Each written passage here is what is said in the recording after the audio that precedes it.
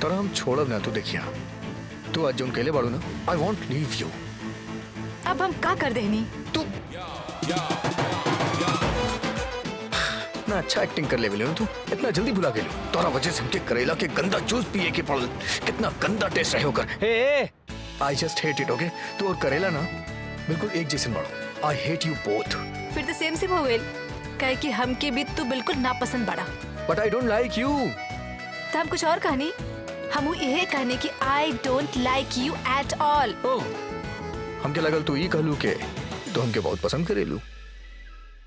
तोहार गलती ना बा, तोहार दिमाग में इतना सारा जो मैल बा ना, ओमे से थोड़ा सा निकाल के कान में घुस गेल होई।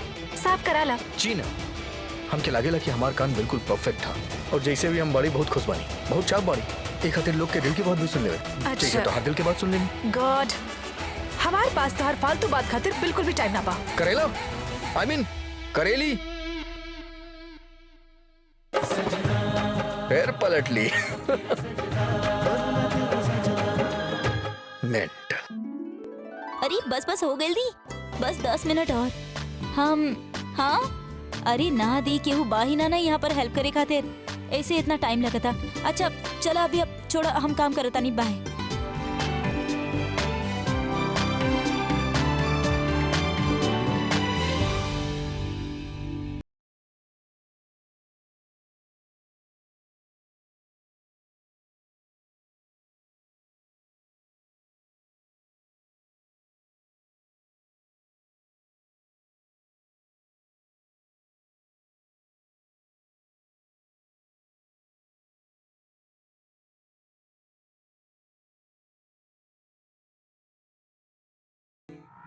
ओ हेलो शॉटी, इका तू हमरा गुलाब के फूल दे रहल बड़ा का? ना तो तारा गोभी के फूल नजर आवता, अब तार दिमाग के साथ साथ तारा आँख भी खराब हो गई बका। ओ हेलो, हमरा पता बा कि गुलाब के फूल बा, और हमरा तो हर इरादा भी समझ में आ रहल बा, लेकिन तू ये पॉइंट नोट डाउन कला कि हमरा तरह से फूल लेवे में कोनो इंटरेस्ट नहीं खे। काट लिया, आई मीन तक लिया। What? सिंपल सी भाषा में गेट लॉस्ट। अरे Srishti, I was just trying to help you. ओए के झोंका,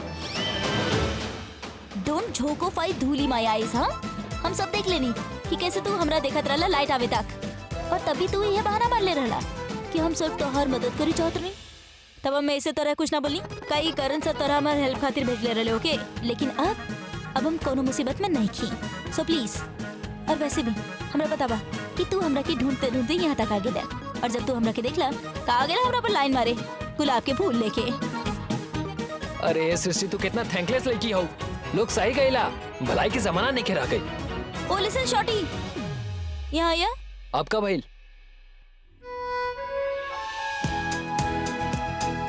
आई एम सॉरी समीर, हमरा ये तरह से बात ना करे के चाहत रहे। तू तो सिर्फ हमार मदद करे की कोशिश करत रहला, और कैला भी एक्चुअल में। हाँ, तू ना ऐसे ने सोच समझ के बात कैल करा। आखिर हम तारा के कबले माफ करत रहा। सॉरी, आइंदा से ऐसा ना होगी। हम ना तरह के गलती समझे नहीं, पता ना काहे। हाँ, एक मिनट। हाँ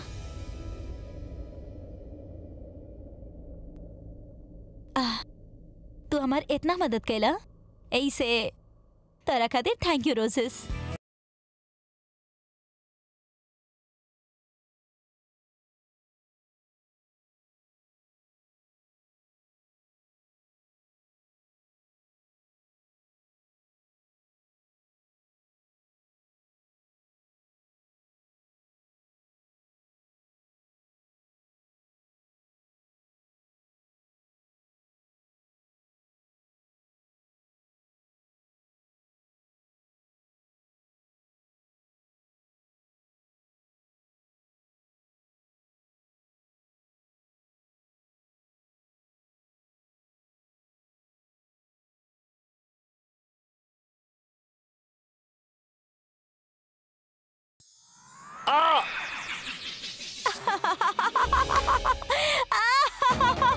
Shit. अरे यार, अकल के अंदर हमरा का उल्ली की पट्टी समझ के रखला। तेरा भी यकीन करब, हम तो बस मदद करत रहनी।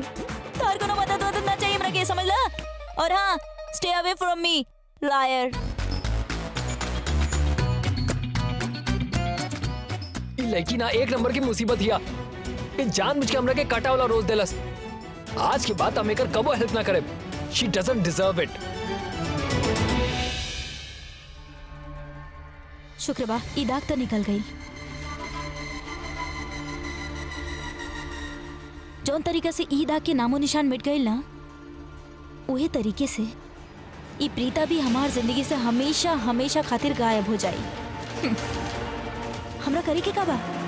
बस रिंग सेरेमनी तो पूरा करे के बा और ओकर बाद ई सारा गेस्ट खाना खाए चल जाइए। और बहुत जल्द प्रीता और ओकर फैमिली के बर्बादी के नजारा हम अपन आंख से देखब और फिर कहीं जाके हमार मन के ठंडक पहुंची। पुअर प्रीता, अब तू तो कहलू। चल बेटा, हमने कुछ दिखावे के बाद बा बहुत जरूरी चीज बा। का बात बा आंटी जी? बहुत ही खुश लग रहा है। ऐसन का बा जे आप हमके दिखावे के बा? बेटी बात ही कुछ ऐसन बा कि शर्लिन के सगाई की अंगूठी आ गइल बा और हमके तो के उहे दिखावे के रहे। वाह, देखा कैसन लग रहा बा? अच्छा बा आंटी जी, पता ना काहे हमके ऐसा लग रहा बा कि एक डायमंड सेंटर में ना बा। अब आप देखी, वैसे अच्छा बा। अच्छा सेंटर में ना बा? हाँ, एक मिनट पुत्र। अब बताओ कैसा लग रहा बा? हाँ आंटी जी, पहन के तब बहुत ही खूबसूरत लग रहा बा। हमार चॉइस तो कबो गलत हो ही ना सकेला। जी आपके चॉइस कबो गलत ना हो सकेला, लेकिन बेटा के सगाई के चिंता है कि ना आपके? अरे पंडित जी बुला रहल बाड़े, देर हो रहल, चलें? हाँ हाँ, हम आ रहल बानी, आप चली, हम आईनी। ऋषभ भी पता ना कहाँ चल गई। जब देखी तब बीच में चला था ही। बेटा अंगूठी दा, मुहूर्त के टाइम निकल जा रहल बा। ए, निकल ही ना रहल बा उंगली से। जी आप निकाली। एक मिनट।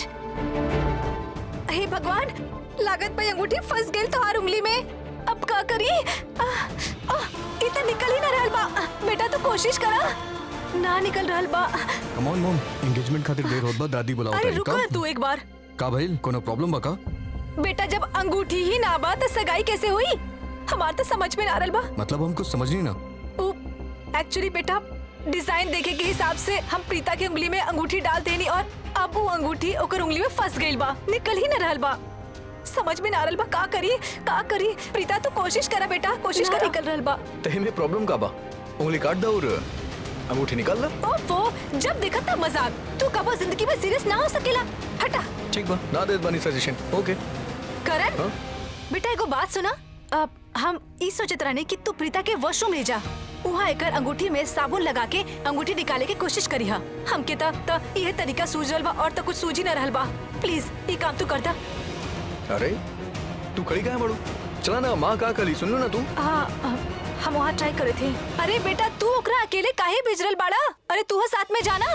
अरे वहाँ ओकरा केहू के हेल्प की जरूरत पड़ी तो केकरा से हेल्प ली? तू चल जाना बेटा। तू यहाँ खड़ा खड़ा क्या कर रहल बाड़ा? इतना तो तू अपन माँ खातिर कर ही सकेला ना। जा बेटा जा। तब तक हम कोनो बहाना बना के सगाई रोके की कोशिश करत हैं। ओके। कमाल बा यार, तू हाथ में अंगूठी फंसा ले लू अपन। हमके कोनो शौक ना रहे, राखी आंटी पहना देली और हमके कोनो शौक ना बाकी हम वहाँ पे जाके।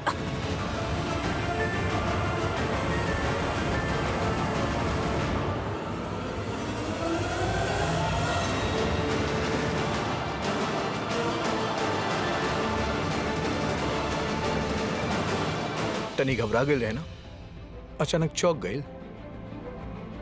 ओह, ये अंगूठी छुपा रहल बा। हाँ, अगर शर्लिन देख लेली तो बहुत बड़ प्रॉब्लम हो जाई। तू दोनों यहाँ पर का कर रहल बड़ा? वो एक साथ इतना कोसी तरीका से? ओके ठीक बा, अब तू देख ही ले बड़ू तो बता देता नहीं। We just started dating, get together, और आज ही पहली बार छुप के चोरी चोरी छुप छुप के पहली बार फर्स्ट डेट। और एगो रिक्वेस्ट बा, तोरा पता चल गई लेकिन केहू के बताई हा मत प्लीज। अच्छा, तब ऋषभ एकर चंगुल से निकल के हमार मुट्ठी में आ गई। तब पलक झपकती ही लड़की छोटा भाई पे जादू चला देले। वाह प्रीता वाह, माने के पड़ी। हमके शर्लिन के गलतफहमी दूर करे के पड़ी। अब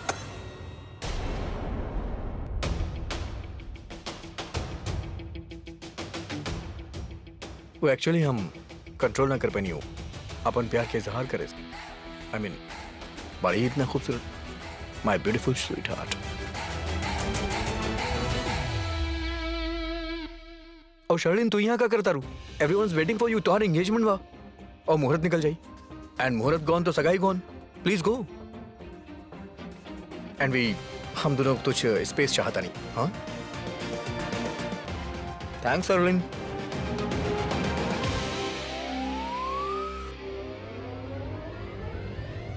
अब इकरा के का हो गई? सगाई के शुभ मुहूर्त आरंभ हो चुकल है। कीर्तिका जी एक काम करी, अंगूठी मंगा ली। जी पंडित जी बस 1 मिनट। हाँ मामी जी एंगेजमेंट के रिंग कहाँ बा? दी ना? जी बेटा दे रहा है। पंडित जी दरअसल हम सोचत रहने की सगाई त मुहूर्त के हिसाब से ही ओखे के चाहिए, लेकिन कहीं सुनले है और पढ़ले भी है कि सगाई के पहले अगर लड़का लड़की के मुंह मीठा करा दिहल जाए ता शादी 100% सक्सेसफुल हो जाला जी। ता हम ई सोचत रहने की लड़का लड़की दोनों के कुछ मीठा खिला दिहल जाए ता शगुन बढ़िया हो जाए, दोनों के जिंदगी में मिठास घुल जाए और ये शादी बहुते सक्सेसफुल हो जाए। काहे हम सही कह रहे हैं ना जी? अब झूठ काहे बोलता नहीं? नाता हम कहाँ झूठ बोल रहे हैं, हम तो बिल्कुल सच कह रहे हैं। ओ एक्चुअली बात ई बाकी हम कहीं सुनले हैं कि बहुत बड़ ज्ञानी बाबा हमके बतैले हैं कि शादी के पहले ही या फिर सगाई के पहले लड़का लड़की के मुंह मीठा करायल जाता शादी 100% सक्सेसफुल हो जाला जी। आप जानत है ना आपके पति भी कोनो ज्ञानी पंडित से कम नहीं है। उड़द चिड़िया के पंख गिनेला। आप सबसे कह सकिले लेकिन हमरा से झूठ ना बोल सकिले। झूठ बोले से पहले आपके चेहरा के रंगत उड़ जाला। एक खातिर सच सच बताए कि बात कहा। सुनी जी हम जौन कुछ भी बोल रहा हैं और कर रहा हैं ना वो हमके कर ली है दी। कहा कि अगर हम सच बोलनी या फिर अपन मुंह खोलनी ना तो हो सकेला ई सगाई कैंसिल हो जाए जी। जी आप तो बस मिठाई मंगवाएं जी, लड़का लड़की के मुंह मीठा करवाएं जी। जी आप साथ चली ना, आप ही चॉइस करो कौन सा अच्छा मिठाई है। आई जी हम आवत है मिठाई के अरेंज करके। अरे हमार बात तो सुना तू।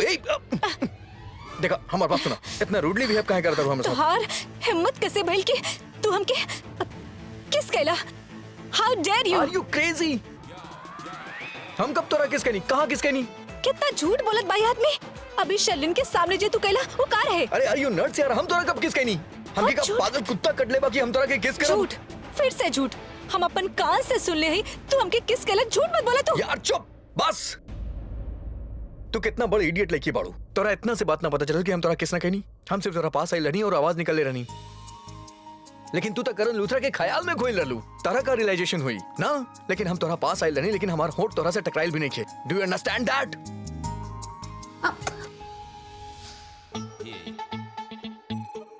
तो तू हमके किस ना कहला? ना मैडम पक्की बात बा?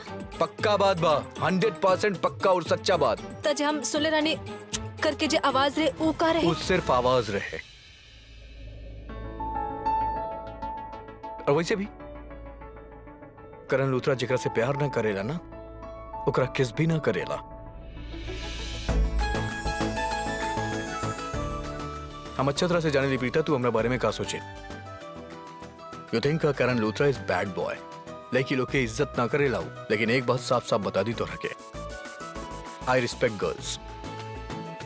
और हमके ये अच्छा तरह से पता बा के लड़की लोग के फीलिंग जुड़ल रहेला किसके साथ, और हम कबो कोनो लड़की के फीलिंग के साथ ही ना खेले। और यहाँ बड़ी कुछ लड़की लोग जिनके हम किस करी तो ये लोग एंजॉय करिए, उनके अच्छा लगे, लेकिन हम ये भी जाने ले कि तू लड़की लोग में से ना बाड़ू। थैंक गॉड ये करण हमके किस ना कहलस। अब तू भगवान के थैंक काहे बोलता यार? हम क्या बोला कि हम तोरा साथे कुछ गलत ना करी, कुछ उल्टा सीधा हरकत ना करी? ओ नो, एकरा कैसे पता? हम सोचत रहनी या जे हम सोचत रहनी वो हम एक्चुअली में बोलते ही नहीं। अरे बोल लू ना तब भी हम समझ गए नहीं। अभी मत बोलिया कि हमके कैसे समझ में आ गई जो तू बोले चाहत रहलू। काहे कि हम अच्छा तरह से जाने दी तू वही टाइप के लड़की पढ़ू और वही बारे में सोचबू। एक मिनट, हम कौन टाइप के लड़की बानी? ओह माय गॉड, अब हमके ये भी बतावे के पड़ी यार। ऑब्वियसली करेला टाइप्स। अगर हम करेला टाइप के लड़की है ना तो तू सड़ेला टाइप के लड़का बाड़ा। हम हो केकरा सवाल करल बानी, कबो सवाल के सीधा जवाब देले ही ना बा। एक मिनट, कहाँ जाता रहो? हम तोरा से बात करता नहीं ना, हमारे सवाल के जवाब दा। What do you mean सड़ेला टाइप? हमार मतलब ई बा कि तोहार दिमाग में जितना भी आइडियाज और ख्याल बा ना सब सड़ल बा, और तू अपन इज्जत और रेपुटेशन के बिल्कुल भी इज्जत न के करेला। यहाँ तक कि तू केहू के भी इज्जत और रेपुटेशन के फिक्र नहीं करेला। कोनो भी लड़की के लेके तू इतना बकवास करेला, चाहे ओकर वैसे ओकर कितना बदनामी काहे ना हो जाए। अच्छा, जरा विस्तार से बताइए आप का कहे चाहता नहीं। ओके, तो के पता बा कि तुम्हें किसना कहला? हमके तू बता देला कि तुम किसना कहला, लेकिन शर्लिन के तो इहे लागत बना कि तू हमके किस कहला। तू शर्लिन के ऐसा इंप्रेशन देला काहे कि हम दोनों जैसन कपल हैं और चुपचाप से कोनो प्राइवेट कोना ढूंढ रहे हैं रोमांस करे खातिर। तो के पता बेकर का मतलब हो खेला? वो का सोची हमरा बारे में, और अगर वो बाहर जाके केहू की बात कर देली तब लोग का सोची हमारे बारे में। यार बस कर, कितना बोले ली यारी लड़की, और जॉन भी बोले लू गलत सोचे लू। एगो बात बता दी, तो हर रेपुटेशन से ज्यादा ई वक्त हमार रेपुटेशन दांव पे लागल बा। पूरा मुंबई करण लूथरा के जानेला, और ई भी जानेला कि करण लूथरा के अफेयर हाई स्टैंडर्ड लड़की लोग के साथ होखेला, ई मिडिल क्लास और लोकल लड़की लोग के साथ ना होखेला। ओके ओ, कैसन हाई लेवल? कौन हाई लेवल की बात करल बाड़ा तू? हाँ, हाई लेवल तो हर गर्लफ्रेंड्स के सिर्फ हील के होखेला। कौन सा हाई स्टैंडर्ड के लड़की लोग? सोफिया के, मलिस्का के। उनकर स्टैंडर्ड से हमार स्टैंडर्ड इतना हाई बा कि तू गर्दन उठा के देखबा ना तो गर्दन टेढ़ा हो जाई तहार। चुप। कितना बोले लू यार तू, चुप। हाथ हटाई तो बोलबू ना। I don't trust you.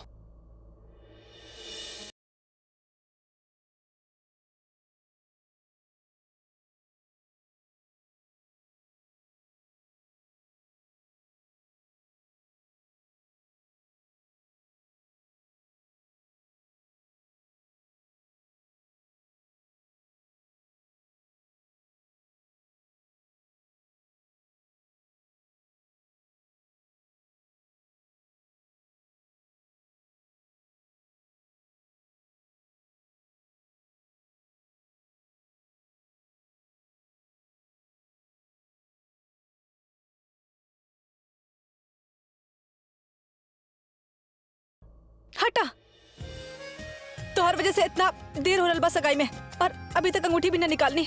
Time बर्बाद करत बा।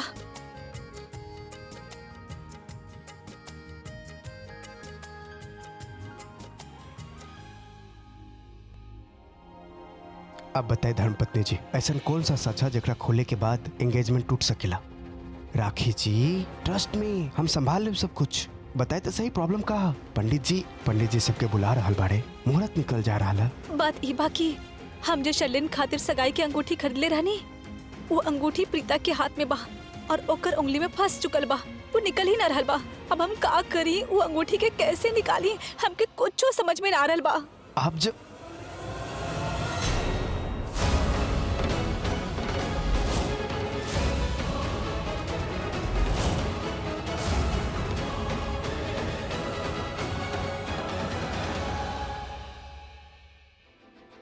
ये सब का हो रहल बा बाप? वो अंगूठी शर्लिन खातिर बनल रहे, फिर प्रीता के हाथ में कैसे पहुंच गई? आई होप यू रिमेम्बर, ई घर के होके वाली बहू शर्लिन बाड़ी, प्रीता ना। जी दीदी, आपकी बात तो सही बा, लेकिन हम ही प्रीता के वो अंगूठी पहनेले रहनी डिजाइन देखे खातिर। अब हमके का पता रहे कि ओकर उंगली में फंस जाई, निकली ना। शायद किस्मत भी वही चाहता जौन हम चाहता नहीं। का हमने के पास कोनो सेकेंड ऑप्शन नहीं है? आई मीन टू से कोनो रिंग के काहे की सगाई ना रोके? हाँ ना, बिल्कुल है ऑप्शन का है ना। चिंता काय करत बारू? तू दोनों यहाँ का करता रहा। सब मेहमान अब सोचे लगे कि पता ना दुल्हा दुल्हन कहाँ चल गई। आप लोग वहाँ जाई और उनका बिजी रखिए। हम रिंग लेके आवत है ना। ऋषभ बेटा, शर्लिन के लेके जा। हम रुकता नहीं ना। जा ना बेटा, लेके जा।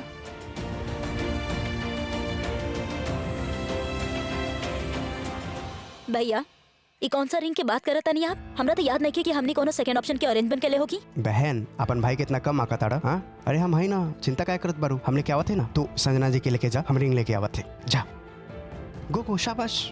जल्दी आइया। जी, आप एगो और रिंग बनवले रहनी, हमके पता नहीं ना। आप बताई ना, दिखाई ना, कहाँ बा? कोनो अंगूठी ना हो, वही प्रीता वाला अंगूठी है। उस शर्लिन के बुरा ना लगे, ये खातिर हम कह देली वही अंगूठी के इंतजाम करे क्यों है। आप चिंता ना करें जी, हम क्योंकि भेज देते ताकि वो करण और प्रीता के लिए आए, ठीक बा? अरे चिंता ना करा, इतना बड़ा चिंता देकर कहती है चिंता ना करा।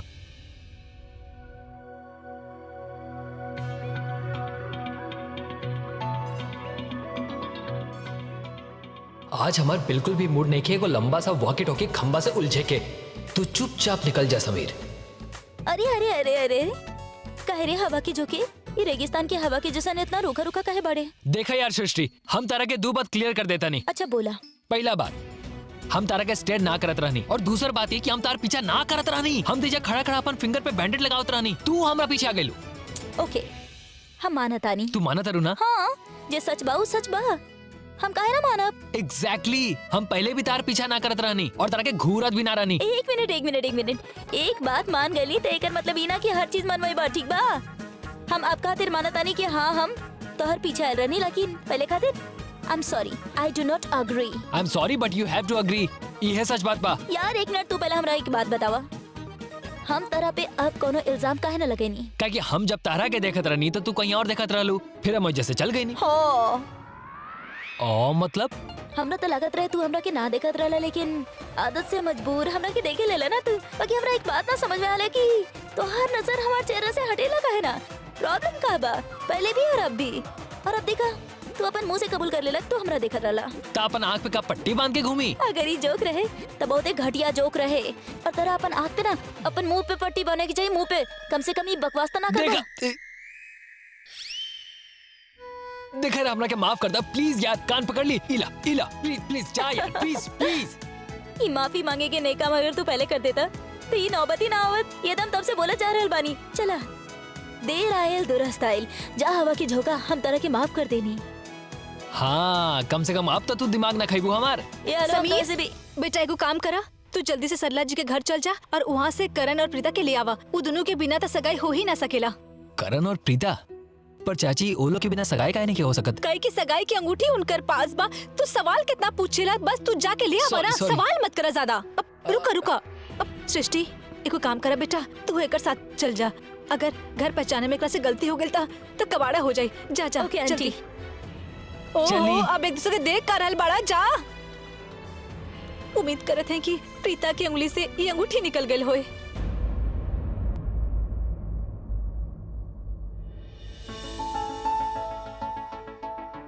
आह।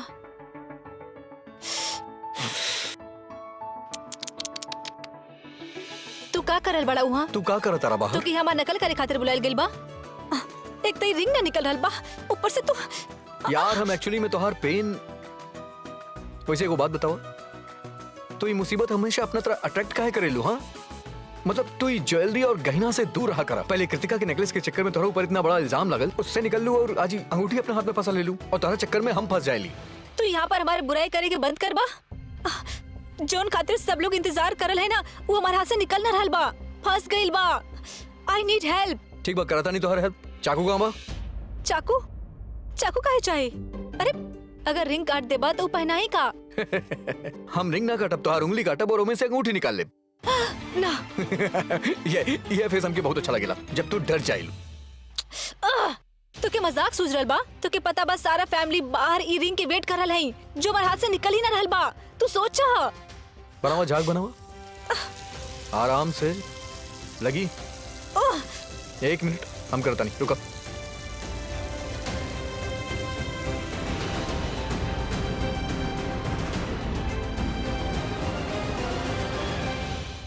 एक मिनट, हम करता नहीं, रुका।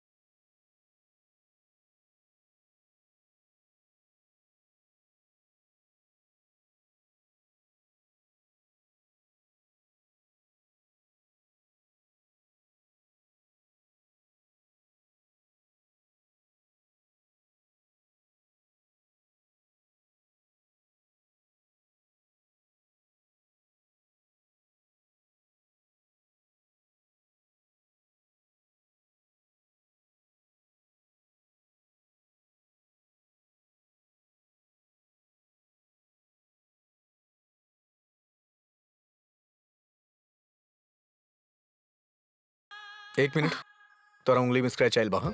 एक काम करा कोनो ऑइंटमेंट बता बस हम बैंडेज लगा देब ऑइंटमेंट त बा लेकिन ई त बहुत ही छोटा सा स्क्रैच बा कोनो बात ना सब चुप ठीक हो रहू एक जाई। मिनट इन्फेक्शन हो गेल तो 1 सेकंड प्रीता दी, करण सर,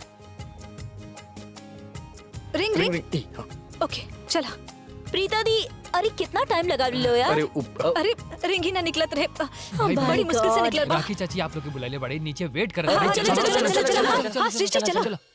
कप्पू, मोहन, तू पहले हमारी बात सुना। हम का कहत रहने की देखा, रिंग सेरेमनी शुरू होके वाला बा। जैसे ही रिंग सेरेमनी खत्म हुई ना, तोरा पता ही बा, वो जे रिश्तेदार बाड़े वो लड़का लड़की के घेर लिए और डांस शुरू हो जाए। वो तो ताली बजावे लगी है, लेकिन बाकी मेहमान वो सब टेबल की तरफ जाइए गरम गरम खाना खाए खातिर। उनका टेबल अगर खाली मिले जल्दी से खाना ना अहम मौका पे बिल्कुल लगा दिया और पहले राउंड की पूरी भी निकाल दिया। हाँ ठीक है। दीदी सब कुछ तैयार है, आप बोली तो अभी लगवा दे। 10 मिनट बाद पूरिया भी तैयार करके भेज दे, ठीक है? ठीक बा। अच्छा सुनो, अब तू बेटा मसाला तो ठीक से डाला ना? हाँ हाँ सही से डाल ले हैं। फिर भी हम एक बार चेक कर लेता नहीं। चेक करा था। पता बा हाँ, इतना हाँ, बड़ा चेक कर लोग ले, बड़े चेक और कर। कोनो भी कमी हो जाए ना तो अच्छा ना लगी। अब ना तोर पापा के वैसे ही हाथ में नमक में तंगी बा। सब्जी तो अच्छी होगी, शकल भी अच्छा लगता। तो एक काम करा, वो खीर चखा दा। वैसे भी हाँ। पापा ना तोर इतना सारा मीठा डालने वाले की वैसे ही उनका मीठा बहुत पसंद बा।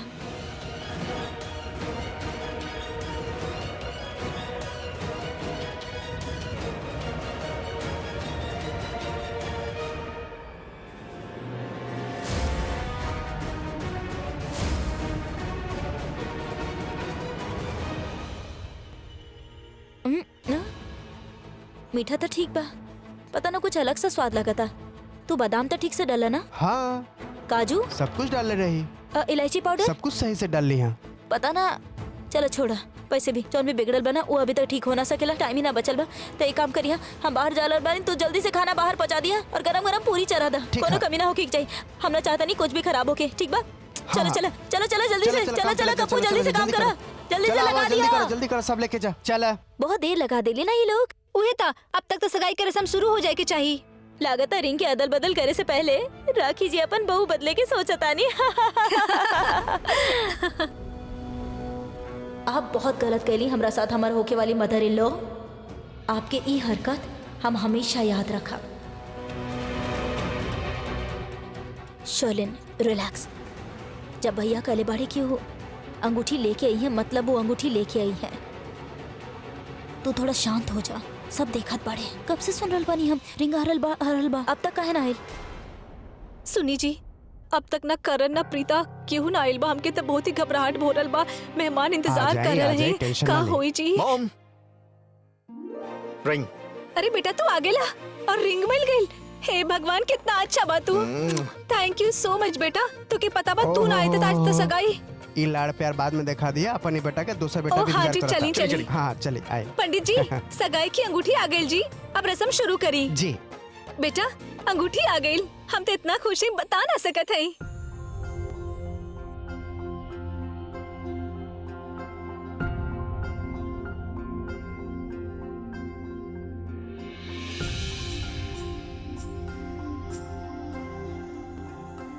अब ये अंगूठी आप होए वाला मंगेतर के पहना दी। ईला अंगूठी पहना दा शर्लिन के। ऋषभ या बेटा शर्लिन की अंगूठी पहनावा।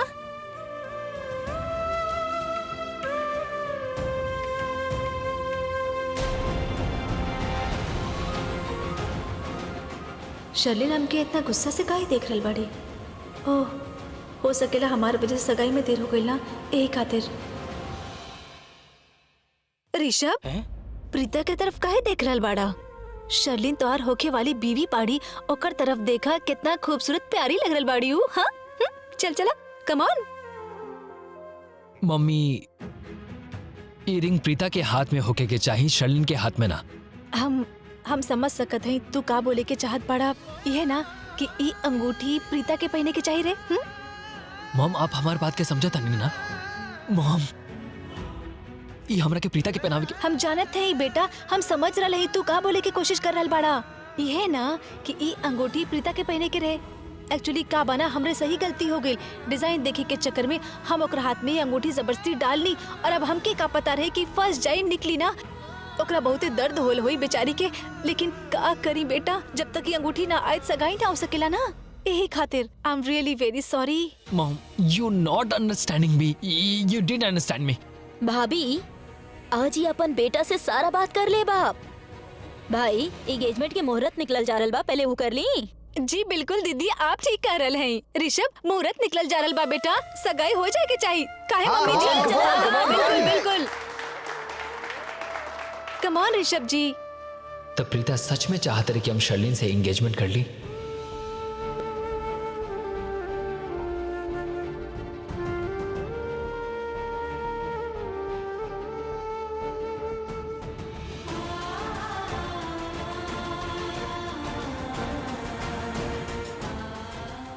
हम अपना आपके दोस्त समझत हई और हमके वाकई लागत बा कि आपके शादी खातिर हाँ कह देवे के चाहिए।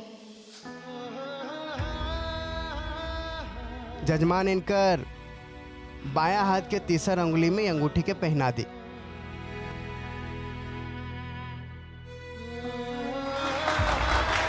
शायद कोनो और जिंदगी में कोनो और अंगूठी के साथ हमार तारा से सगाई हुई प्रीता। पता ना ये उम्मीद कब पूरा हुई भी कि ना। हमरा के दोबारा ऐसा कोनो जिंदगी मत देम भगवान, जो मैं प्रीता हमरा साथे शामिल ना होके।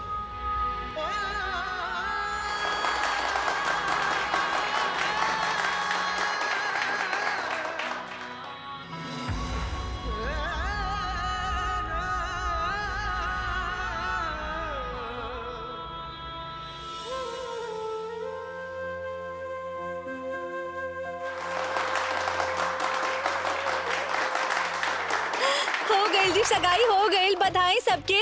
ऋषभ बेटा आज हम बहुत ही खुश हैं। कांग्रेचुलेशंस जी। Thank you.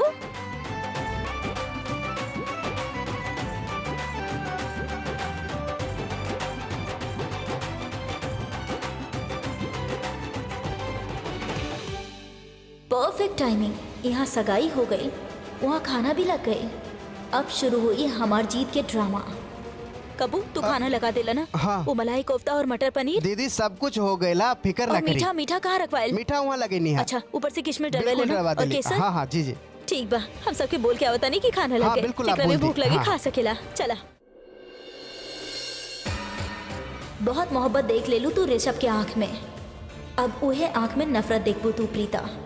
अब तरह के केहू ना बचा सकेला प्रीता, केहू ना। ऋषभ जी कंग्रेचुलेशंस, बहुते बहुते बधाई हो। शार्लिन कांग्रेट्स। One second. हाँ प्रीता, प्रीता आप लोगन तो एंजॉय कर ले लू, पर का हमनी ऐसे रूखी सूखी सगाई एंजॉय करब का? ऐसा काहे बोल रहल बड़ू? का भइल? खुद ही सोचा ना, तोहर एंगेजमेंट में कितना धमाकेदार डांस भइल रहे और सब एंजॉय भी कैलस। सृष्टि खुद इवेंट ऑर्गेनाइज कैले रहे। ऑफ कोर्स अब देखा कुछ हो ही ना रहल। अरे कुछ होई कि ना होई? अरे बेटा सब होई, डांस भी होई, नाच भी होई, धमाल भी होई, मस्ती भी होई, लेकिन तनी से भूख लगल है ना, पेट पूजा फिर काम पूजा। पापा खाना खा के सब लोग कैसे डांस करी है? काय ऋषभ भाई?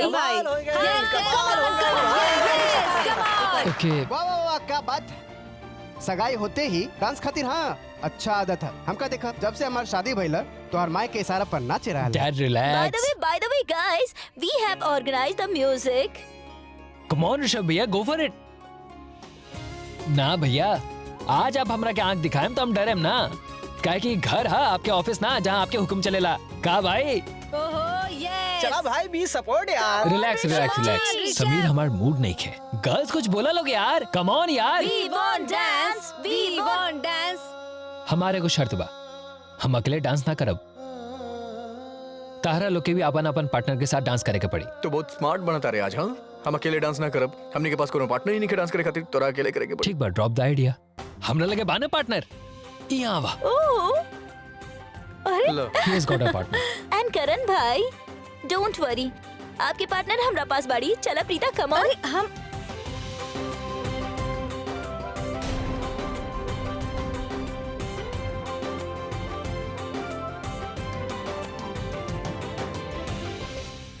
ई करण भाई का नखरा दिखावत रहे कि उनकर कोनो पार्टनर नहीं खे, जैसे हमरा के पता ही नहीं खे कि इनकर और प्रीता के पक्का अफेयर चल रहल बा।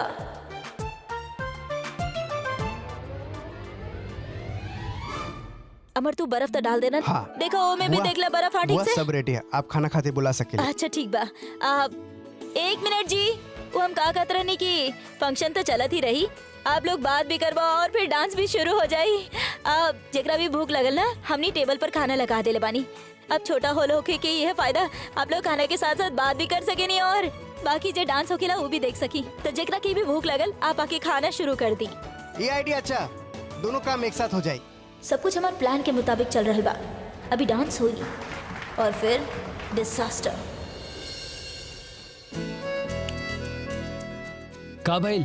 भूल गए का शॉटी, याद रखिए तोहर साथ डांस करल बानी यानी कि तोहरा पे एहसान करल बानी, बाद में भूल मत चाहिए। गलती करनी जो नहीं लंबू से हेल्प मांगनी, बार बार अभी एहसाने चतावत रही, पता ना का फेवर मांगी सिर्फ फिरी, लेकिन अब का कल जा सकता, जॉन हुई देखल जाई।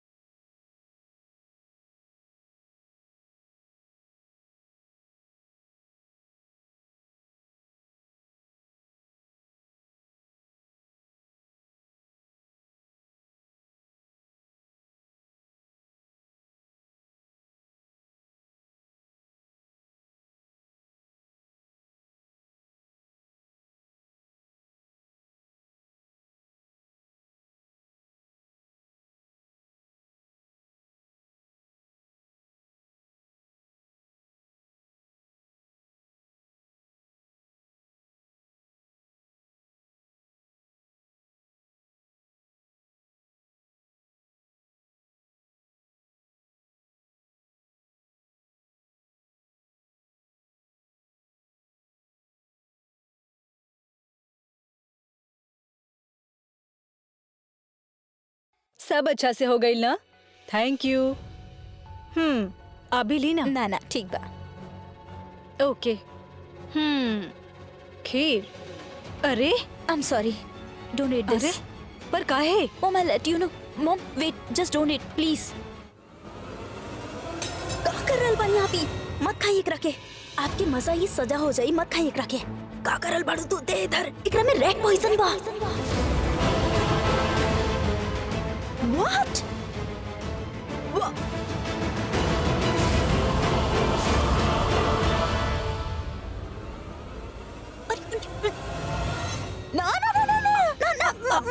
अरे छोड़ी, अरे छोड़ा ना, मत खा। का भइल फेवरेट डिश बा। हम जाना तानी आपके फेवरेट डिश बा, लेकिन आखिर आप एकरा आप ना खा सके नी। तनीसा ना काहे हम देख रहल बानी आप तब से बहुत स्नैक्स खा चुकल बानी, और अब और खाई तो पेट में दर्द होई। ना हुई। ना आप और ना खाई, प्रॉमिस मी, आप हाथ ना लगाई। अरे प्रॉमिस मी। डैम इट, ये करीना आंटी पागल हो गई का कर रहल बड़ी। Promise promise set. पागल हो गई बाड़ी, खीर ना खाई। अरे का कर रहल बानी? अरे अरे का कर रहल बड़ तू? का कर रहल बानी? आप पागल हो गई बनी का? तू पागल हो गई बोलो, हम अपनी माँ और भाई के ना देखिएगा। लिसन, काम डाउन, कुछ ना हो के हम बस इतना डरली, छोट सा प्रॉब्लम बहुत बड़ लगी, और जब ये बड़ प्रॉब्लम हुई ना तभी तो प्लान कामयाब हुई। प्लान इज इम्पोर्टेंट आंटी, समझी आप। हम चाहता नहीं कि यहाँ के नजारा इतना खतरनाक हो जाए कि लोग दर्द के कारण पागल हो जाए, और अगर आप ऐसे ही जाके लोगन के रोकत रही तो जी हमने के प्लान बना प्रीता और ऋषभ के अलग करे के वो फेल हो जाए। और ऐसा भाई तो हमने कहा करा, जब ऋषभ के पता चली कि वो प्रीता की वजह से ओकर फैमिली वालन पे जान पे बनाई तो वो तो ओकरा से अलग हो जाए। समझ रहे बानी आप? हाँ, बाकी अब आप अपन समझ के समझा दी कि कोनो ऐसा हरकत ना करे जेकरा से हमने के गेम प्लान फेल हो जाए। लेकिन अब हम बाहर जाके सबके तनी तनी और मीठा खिला देता नहीं। देखा, लेसन, काम डाउन, ज्यादा ना, सिर्फ तनी तनी, कुछ ना होगी।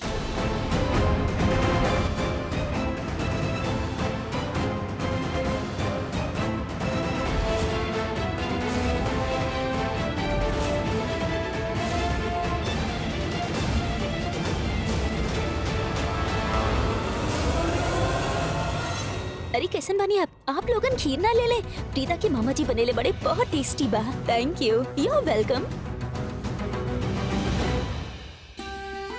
हियर आप दोनों खातिर। Thank you. इका खाना लगावे के टाइम हो गई और टेबल पे सारा सामान पड़ल बा।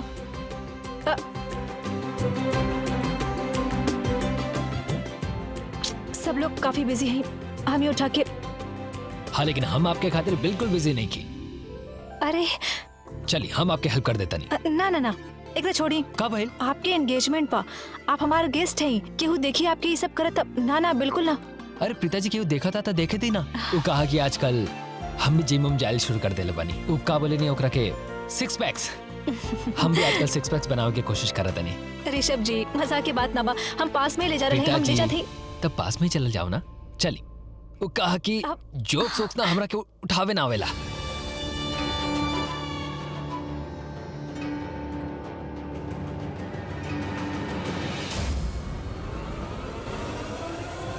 ओए होए बेटा जी, ये हम कहाँ देख रहे हैं? अपन होखे वाला पति के देख के मन ही मन मुस्कुरा रहल बाड़ू। हम तो बहुत खुश है बेटी। एक्चुअली कुछ देर पहले हम घबरावत रानी, कहीं तू हमरा से नाराज तो ना बाड़ू। वो प्रीता की उंगली में वो रिंग फंस गेल रहले ना पुत्र, यही खातिर। बनले रहनी वो रिंग। हाँ बेटी, वो हम ही बनले रहने, लेकिन जे बहिल वो गलती से बहिल, हम जानबूझ के कुछ ना कहनी। इट्स ओके मामा, कौन हो ना। एक सेकंड, वेटर इन्हें या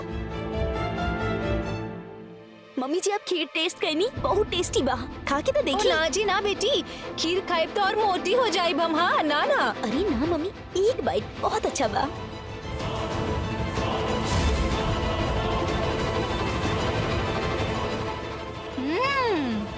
सरला जी तक खीर बहुत ही बढ़िया बनेली बाड़ी जी। ना ना, हम और नहीं खा सकते ही बेटी, हम हमारे पेट में जगह ही ना बा। मामा, बहुत स्वाद बनल बा, एक और। एक सेकंड रुकी। हाँ अरे पापा, ये भी कोनो बात भाई, आप पूरा पार्टी में मम्मी के अकेला छोड़ के घुमाता नहीं। Not fair. अब आप एक काम करें, ये स्वीट मम्मी के खिलाई, बहुत टेस्टी बा। भाई वाह, का बात है। होए वाला बहू अपन होए वाला सास ससुर के बहुते ख्याल रखत दिया। I like it. अब तू कहले बारू तो ये मौका हम छोड़े नहीं खे सकत। एक खिलावे के तब बनेला। ओ जी, खाई तो मोटी हो जाए। ना जी ना, हम नहीं खाते। हाँ प्यार न करीला हमरा से। चली जी, इतना प्यार से बोले थे एकदम। ये भइल ना बात, का बात है। एक चम्मच और। अरे पति के हजूर शाबाश। ले बेटा तू खा, ले बेटा तू खा। पापा वो एक्चुअली का बना हम प्रीता के हाथ से पहले ही बहुत खीर खा ले बानी। एक काम करी मम्मी, अब आप पापा के खिलाई, हाँ ना? हाँ, ये तो बिल्कुल सही बात कहलू तू। आप हमके खिलानी, हम आपके ना खिलाई, ऐसा कब हो सकेला? आपके हाथ से तो जहरो खा ले, लावा। उहे समझ के खा ली। हाँ? आई मीन टू से बड़ा बुजुर्ग कहेले ना कि बड़ा लोगन खातिर मीठा जहर के समान रहेला। हाँ बात सही है, लेकिन हमारा खातिर ना, खिलावा। जब ये दोनों हस्बैंड वाइफ पे जहर के असर पड़ी ना, तबे जाके हमारा प्लान 100% सक्सेसफुल होगी। अरे लीजिए, एक और चम्मच खा ली, बहुत ही अच्छा बनल बा। फोन तो नहीं करे दो, एक और चम्मच ले ली। बहुत करबे। हाँ एक तने मीठा और खिलावा। हाँ? अरे रुकी हम तसरी, आवत हैं। अब ओहो।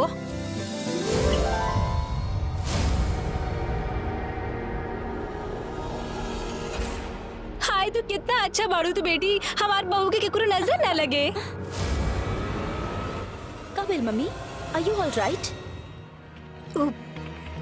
बेटी अचानक से चक्कर सा आ गई, आँख के सामने अंधेरा छा गई। ओह गॉड, अभी करीना आंटी यहाँ पे आके कोनो गड़बड़ ना कर दे।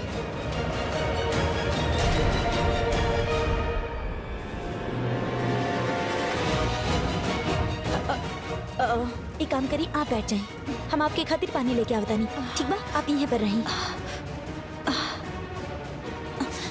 आंटी सब कुछ अपन प्लान के मुताबिक चल रहा बा, अब आप घबरा के गड़बड़ ना कर दे, ओके?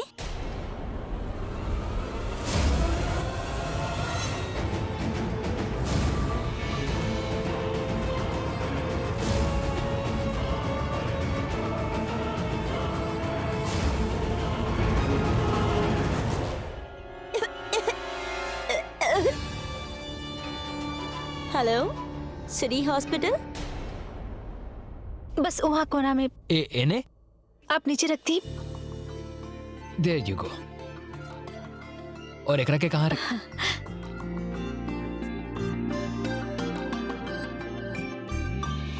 थैंक यू ऋषभ जी। फॉर आप हाँ ना, सिर्फ एक खातिर ना जी, आप हमके वो दिन इमोशनली ब्लैकमेल कैनी और दोस्ती के दुहाई देनी, ताकि जो पैसा आप माँ के देले हैं, आप इतना बड़ा फेवर के लिए हैं, वो हम एक्सेप्ट के लिए हैं। वो ऐसे काहे कि आप अपन खास सेल्फ रेस्पेक्ट वाला ईगो आज मिले रहनी ना हमरा ऊपर, दोस्ती के दबाव डाले के तरह हवे कइल। एक मिनट, का सेल्फ रिस्पेक्ट वाली ईगो? That's correct. ऐसा कुछ भी ना हा, और पहला बात तो ऐसा कोनो चीज होखेला ही ना। होला? ऑफ कोर्स होला। वो खाली तब नजर आवेला जब हम अपन प्रॉब्लम खाली अपने लिए रखेनी और हमनी के ओ बारे में दोस्त के कुछ ना बतावेनी और खुद तय कर लेनी कि जौन भी प्रॉब्लम हुई, जैसे भी प्रॉब्लम हुई, हम अपने आप खुद हैंडल कर ले। यू नो, हमनी के दोस्त कितना भी अच्छा होके, कितना भी सच्चा होके, लेकिन ओकरा के भनक भी ना लागे देहल कि हम मुसीबत में बानी। दैट्स कॉल्ड सेल्फ रेस्पेक्ट वाला ईगो। वेल, आपके बात में सच्चाई बा, लेकिन जरूरी भी तो ना बा कि दोस्तों के परेशान कल जाए। खुद की कोनो तकलीफ आ गई बा तब जबरदस्ती उनकरा भी ओमे इन्वॉल्व कर ले। अगर ऐसा ना भी कनी तब ओमे का बुराई बा? फिर दोस्त काहे होला प्रीता जी? अगर वो एक दूसरा खातिर खड़ा नहीं हो सकत, चाहे आपके दुख सुख में आपके साथ नहीं दे सकत, तो फिर ऐसा दोस्त के का फायदा? वो सच बात बताई, जौन सच्चा दोस्ती होला ना, ओकरा के निभावल भी उतना ही इम्पोर्टेंट होला और ओकरा के निभावे के हर मौका हमरा खातिर बहुत मायने रखेला। काहे कि जौन दोस्त होला ना, वो हमनी के खुद चूज करेनी, हमनी के खुद डिसाइड करेनी, हमनी के ऊपर केहू हमार दोस्ती थोपेला ना। यही से वो रिश्ता हमनी खातिर बहुत खास होला। कोना भी चीज से, पैसा से, कोना भी चीज से बहुत ऊंचा होला वो। यही से हमनी खातिर वो बहुत खास होला। एगो दोस्त के नाते हम आपसे रिक्वेस्ट करतानी कि आपके, सृष्टि के, आपके मॉम के, दादी के, कभी भी कोनो चीज की जरूरत होके बिना हिचकिचाए हमरा से एक बार जरूर बात करें। हमरा बहुत अच्छा लगे एंड आई होप आप अपन वो खास सेल्फ रेस्पेक्ट वाला ईगो हमनी सन के बीच में लेके ना आए। You have to promise me. आप ऋषभ जी, अब एगो दोस्त के नाते हम इतना तो जरूर डिजर्व करत नहीं। That's like a spirit promise. And I promise about one thing, हम आपके साथ बानी। वहाँ पर सब लोग अचानक से पता ना क्या हो रहा है। चलो ना आप जल्दी चलो ना, प्लीज प्लीज। हाँ का? एक मिनट, रिलैक्स रिलैक्स। आप आराम से हमरा के बताएं कि भइल का बा। जी, वहाँ पर है ना सब लोग, अचानक से वो लोग, अब पता ना, और हमने पर इल्जाम डाल रहे हैं, हमने कुछ कहली भी ना दी। एक मिनट सृष्टि, हमके घबराहट हो रही बा, लेकिन हमके बतावा बात का भइल बा? दी बहुत सारा लोग अचानक से बीमार पड़ गए बड़े। उल्टी कर रहल बड़े और कहीं ना कहीं तो गड़बड़ भइल बा। लेकिन सब लोग खाना पे इल्जाम डाल रहल बड़े कि खाना में कुछ मिलल बा, पॉइजन टाइप्स। ये कैसे हो सकेला दी? अंदर ही खाना बनल बा, वहीं पर सब कुछ रखल रहे। बाहर से हमनी कुछ ऑर्डर भी ना कइनी और सब लोग हमनी पे इल्जाम डाल रहल बड़े। हमरा समझ नहीं की आवत कि हम का करी। वहाँ बहुत अफरा तफरी मचल बा। हाउ कुड यू डू दिस? ऐसा कैसे कर सकेलू शर्लिन? व्हाटएवर आई डन, का कहनी हम? अच्छा, तेरा समझ में नहीं आ रहल कि तू का अकेले बाड़ू? जा बाहर जाके देखा, सब लोग वॉमिट कर रहल बाड़े। तोहार दिहल जहर के का असर हो रहल बा, जा जाके देख ला। भाभी की हालत खराब बा। और भैया, तोरा पता नहीं कि भैया हार्ट पेशेंट बाड़े, उनका कुछ हो गइल त? और जब तोरा पता रहे कि ओमे जहर बा, तो भाभी के दोसर बार खीर खिलावे के का जरूरत रहे? आपके पता ना वो हमरा साथ का कहनी? हमार होखे वाली सास जे हमरा खातिर अंगूठी बनेनी, वो अंगूठी प्रीता के पहना देली। का सोच के क्या विल टॉलरेट दिस? जितना तकलीफ हमरा भइल ना, उतना ही वो तड़पी है। आप टेंशन मत लो, तनी सा तकलीफ हुई, मरी के हो ना।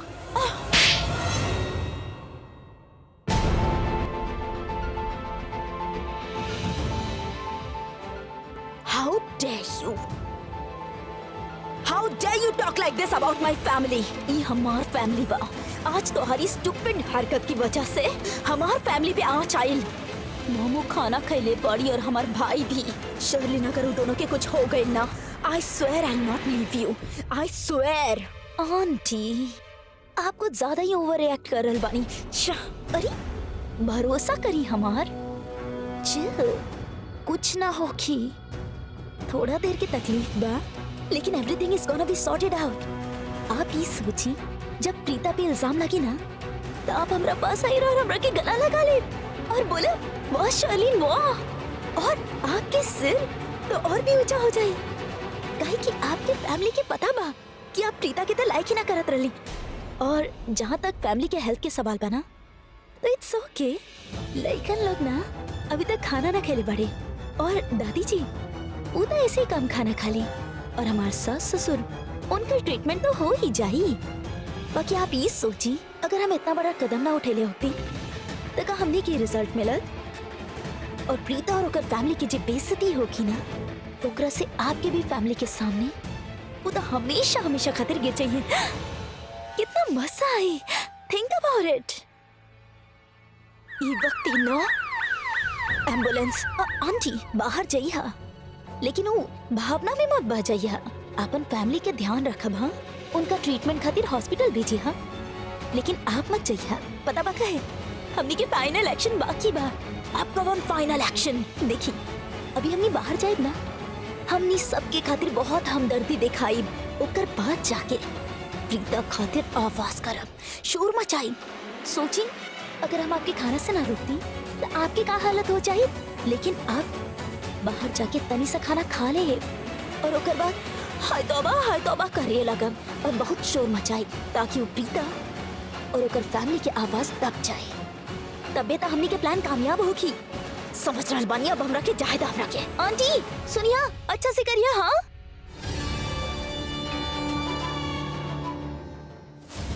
अरे बेटा, सब चुप हो जाए। अभी हम लेट हो लेनी ना। दीदी एम्बुलेंस आ गेला। हम दरवाजा के बाहर लगा हम देनी। एकरा लेके जाता नहीं, तो एक काम करा, अपन आदमी के बुलावा और जेकर भी जरूरत होगे सब एम्बुलेंस में भेजा। जल्दी करो, जल्दी। चलिए सुनी जी, चलिए। मम्मी के देखी, मम्मी के तबीयत ठीक ना लग रहल बा। हमके अब तो चलिए, हम देख मम्मी जी के ना दिखाते जी ना, आप पहले मम्मी जी के देखी। हम तो अच्छा रुके। अब बैठे यहाँ, हम दिखाते। मम्मी कब मम्मी जी? अच्छा ना लग रहल बा बेटा। अब चलिए बाहर एम्बुलेंस से चलिए। हमसे चला आप।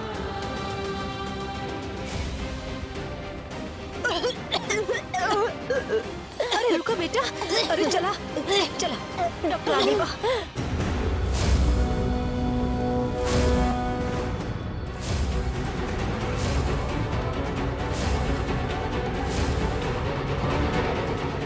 समीर, का भइल? आई डोंट नो भाई, सब कुछ अचानक से भइल। अंदर बहुत लोग बीमार बा, आप प्लीज चेक करके आई। रुको, हम जाके जाए।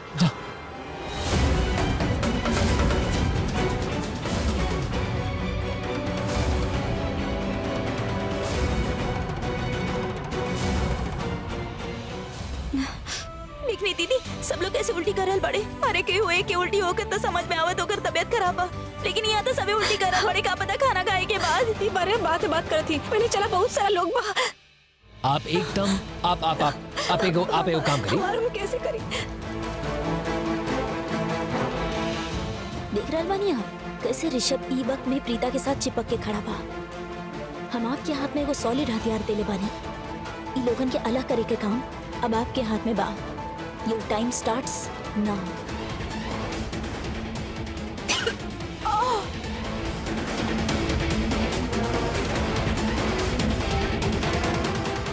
अब जॉन भी करिए और एम्बुलेंस बुलाई। ऋषभ करीना बुआ अब जल्दी जाए। करीना बुआ ऋषभ देखा ना सबके हालत का हो रहल बा। हमने के मेहमान देखा सब वोमिट कर रहल बड़े, पेट दर्द हो रहल बा। ये सब कैसे हो गए? अरे हमरा के भी कुछ तो हो रहल बा, पेट दर्द हो रहल बा, चक्कर आ रहल। और वो देखा भाभी के हालत देखा।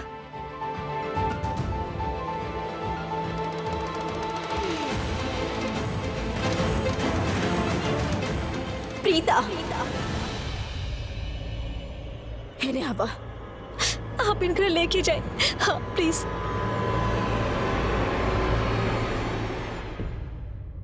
का मिले ले तू खाना में? हाँ का मिले लू तू? का करल बानी आप? हम तब खुद ही न जानते हैं कि सब। अब भोली मत बना। हाँ तू ही मिले ले पारू। आसपास देखा सब कैसे वोमिट कर रहल बड़े, सबके पेट में दर्द हो रहल बा। और ये सब खाना खाए के बाद ही भइल बा। तो हर जिम्मेदारी रहे ना, तो हर केटरिंग में ही कुछ प्रॉब्लम रहे। I am sure about it. जहरीला कुछ मिले ले हुक्मुदू। ये जे सब कुछ हो रहल बा ना, ये सब तो हर वजह से हो रहल बा। सिर्फ तू प्रीता। अब बोला काहे कैलू तू ये सब कुछ? हम कहले रहनी ना सबके कि ये हॉल रेंट पे मत ला, लेकिन ना सब सिर्फ तोहरा पे भरोसा कैले। हमार परिवार भी तारा पे भरोसा कैले। गंदा सा गली से गुजर के ये हॉल तक पहुंचनी, और यहाँ आए के बाद लाइट चल गई, एसी काम न करल, फिर भी हमार परिवार कुछ ना कैले। तोहार साथ देले और तू खा गईलू। अरे जितना पैसा हमार परिवार वाला तोहार माई के देले ना, आज तक केहू ना देले होखी। और तू का कैलू? तू थैंक यू तो दूर सबके जहर खिला देलू। आप प्लीज ऐसा मत कहीं। हम लोग कुछ ना अकेले हैं। हम तो अपन तरफ से बेस्ट करे के कोशिश करत रहनी। करीना बुआ इस सब टाइम में बात करे के नहीं खे। ओके इट्स फाइन। हमने के आगे की चीज। कम ऑन ऋषभ, ई कोनो खोयल हार के मामला नहीं खे। It's a big issue. ई हमनी लूथराज के इज्जत के सवाल बा, हमनी के मेहमानन के सवाल बा। जब हमनी मेहमानन के न्योता देवे नी ना, तो उनका स्वागत के और उनका जिम्मेदारी हमनी के होखेला। लेकिन जाहिर बा हमनी इतना बड़ा जिम्मेदारी गलत हाथ में दे देनी। ई करीना के तो हम ई जानबूझ के दी पर इल्जाम लगा रहल बाड़ी, लेकिन हालात ऐसन बा कि हम अपन दी के कोनो हेल्प भी ना कर सकेनी। बोला प्रीता, ऐसन का कर देले रहे हमार घर वाला तारा साथे जे तू इतना गंदा बदला ले लू हमनी के साथ? करीना जी आप बिल्कुल गलत समझ रहे हैं। हम तो अपन तरफ से अच्छा करे के चाहत रहनी। हम तो खुद ना जाने थे कि ये सब का हो गए कि सब लोग ऐसे काहे कर रहे हैं। ये तो हमू जाने चाहता नहीं कि ऐसन कौन सा वजह बा कि तू ई गइलू हमनी के साथ। ई वोमिटिंग जे हो रहल बा ई तो सच बना। हाँ तू तो देख रहल बाड़ू। हाँ जिम्मेदारी तो हार रहे, तो एकर मतलब कि तू अपन जिम्मेदारी बढ़िया से ना निभाइलू, या फिर जानबूझ के खाना में कुछ ऐसन गंदा डाल देलू। बोला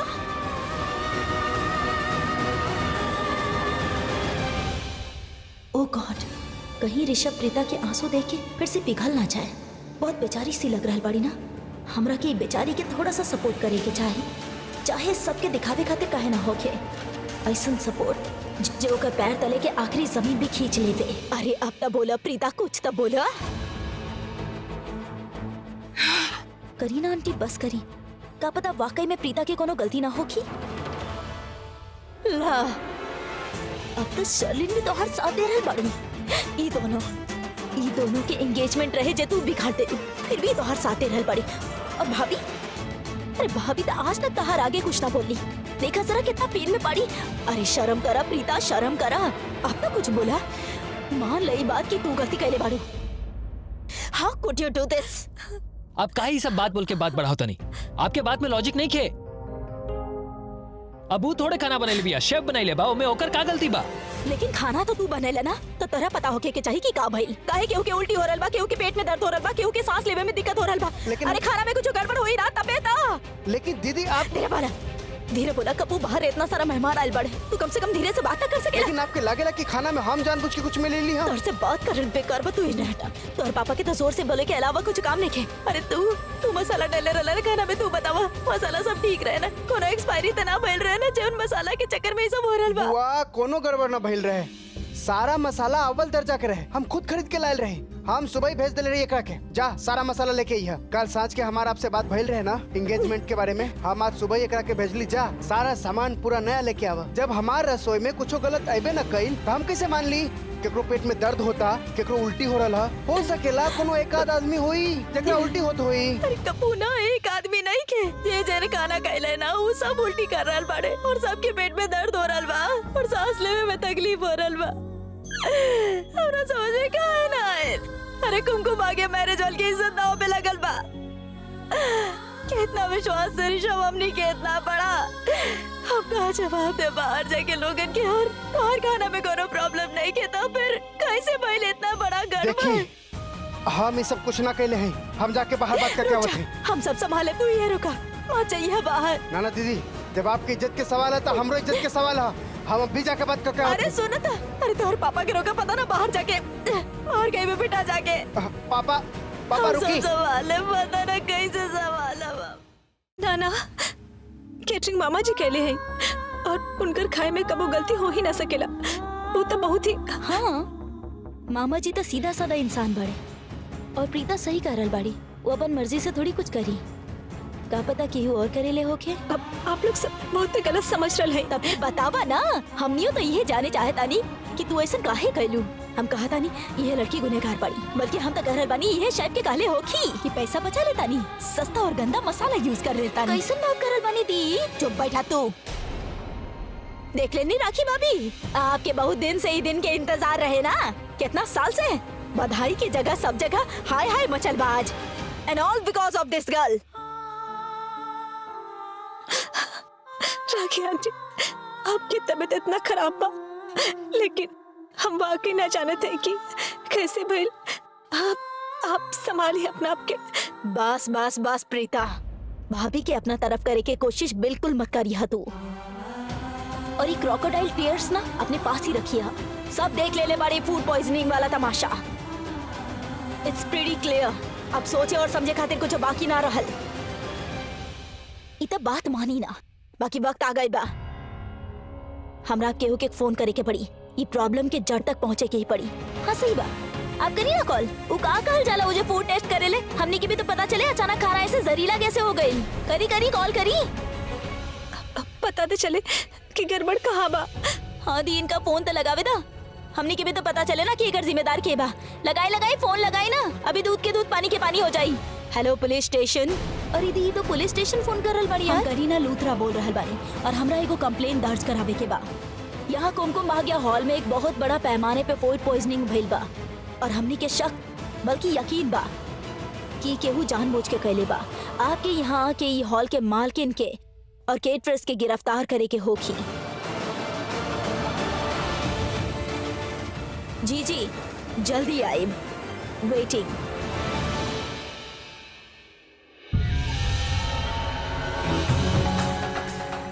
खीर? अरे टू निर्देश। अरे ओह माय गॉड, एकर मतलब इस सब के पीछे शर्लिन के ही हाथ पा। ये आप का करते हैं नहीं, बात के इतना आगे बढ़ावे की का जरूरत रहे। I mean, ये ठीक ना कहनी आप। What's wrong with you? आपके पुलिस बुलावे के का जरूरत बा? ये लोग बाहर के लोग थोड़े नु बा, आप लोग आपस में सॉल्व कर सकत रहनी ना। Why do you need to call the police? आपन या पराया अभी पता चल जाई। Just wait for some time Rishabh. Okay ठीक बा, लेट्स वेट।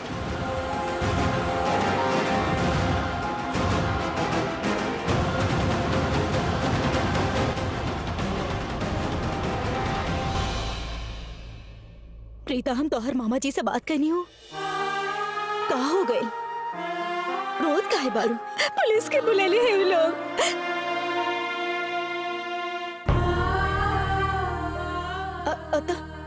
तो कोनो बात ना, एमे रोए के का बात बा? पुलिस आई तो अच्छा ही होई ना, सारा सच्चाई सामने आ जाई। जब हमनी कोनो गलती कईनी है ना तो हमनी का डरे के जरूरत बा। दूध के दूध और पानी के पानी हो जाई। हाँ काहे का हो गइल बाप के? आवाज नीचे करा। पागल हो गइल बनी आप सब लोग। जी आवेला हमरा के मार के चल जाला, बुद्धि बाप की ना बा। बकवास बंद करा और हमके ई बताबा कि तू का कहले बाड़ू। का कहनी हम? कुछ बताई हमरा के? नाटक करे के तो तू बंद ही करा हमार सामने।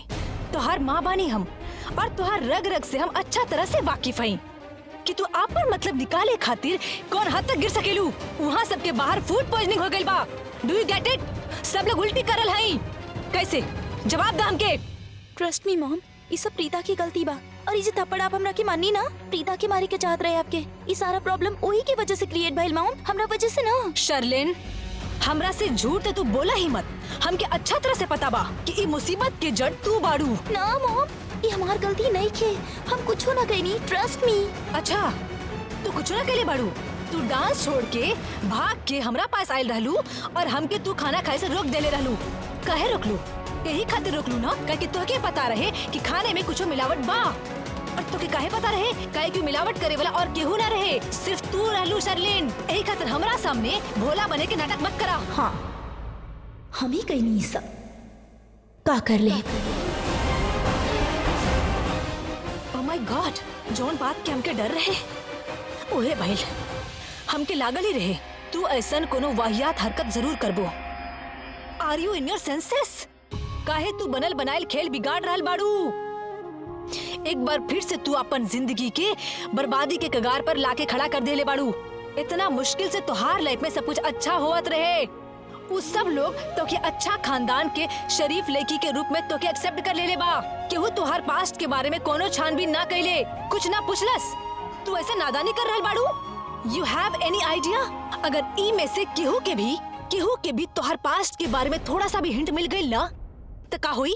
तो ई आपके सबसे बड़ा बेवकूफी हुई।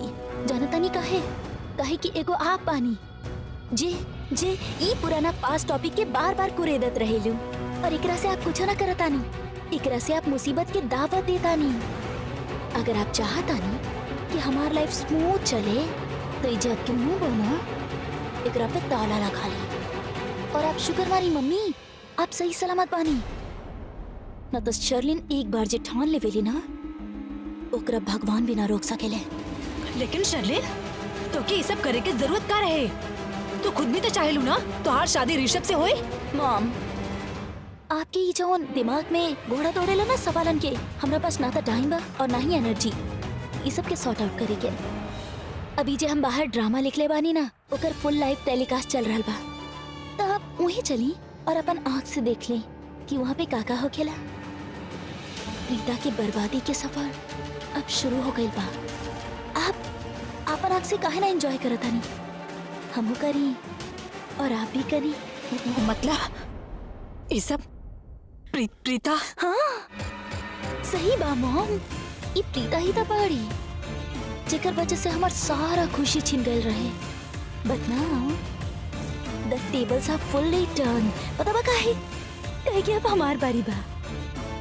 अब जब प्रीता के थोड़ा सा इज्जत रहे ना, आज वो भी मिट्टी में मिल जाए। ओकर माँ, ओकर जो बहन बाड़ी ना, और ओकर जो मामी के बेटा सब बर्बाद हो जाइए हैं। जब ये गंदा सा कुमकुम हो गया और उनकर हाथ से छिन जाए और उनकर छोट सा परिवार ऐसे ऐसे बिखर जाए। चली हाँ, लेट्स गो। अरे शर्लिन, तू हमारी बात सुना तो क्या ये सब? हाँ मॉम, आप सुनिए सायरन की आवाज। पुलिस आ गई मॉम। अब तो हमने के बाहर जाएगी पड़ी। चली मॉम, आप भी चली। ओ चली मॉम। यहाँ सरला के बाड़ी, ये हॉल के मालकिन ऊ रहली। गिरफ्तार कर ली एकरा के। अरे वाओ, एट लास्ट जे हम चाहत रहनी उहे हो रहल बा। आई वांट दिस। जा हाथ कड़ी लगावा उनका के। अरे एक मिनट। ऐसे कैसे आप गिरफ्तार कर सकते हैं? अब ये का बात भइल? अब पहले आप बात जानने की कोशिश तो करी ना। हाँ, आप पहले इन्वेस्टिगेट तो करी कि के कैलस कैसे कैलस का भइलो कर बाद अब गिरफ्तार करी ना। अब का जानल बाकी रह गइल बा। देख लू ना तू लोग कैसे भर भर के गेस्ट एम्बुलेंस में हॉस्पिटल गए। एंगेजमेंट के तो मजाक बनिए गए, अब कानून के भी मजाक उड़ेबू। इंस्पेक्टर, इनके बात में मत आई, इनका गिरफ्तार कर ली।